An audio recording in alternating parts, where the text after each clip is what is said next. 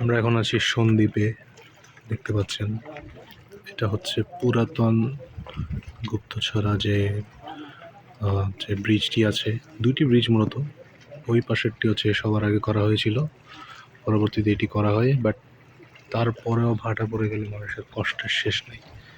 তো সেই কারণে এদিক দিয়ে গিয়ে এই যে ওখানে একটা খাল আছে, ওই দুটো যে প্লাটুনের মাথা দেখা যাচ্ছে, ওখানে এখন ফেরি, স্পিডবোট ভাটা পড়লে ওখান থেকেই ছাড়াই।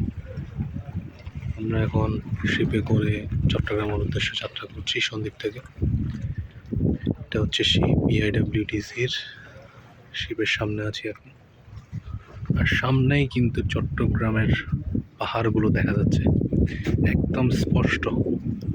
আবহাওয়া ভালো থাকায় কিন্তু এই যে চট্টগ্রামের সীতাকুণ্ড, মিরসরাই এসব দিকের পাহাড় এখান থেকে কিন্তু দেখা যাচ্ছে।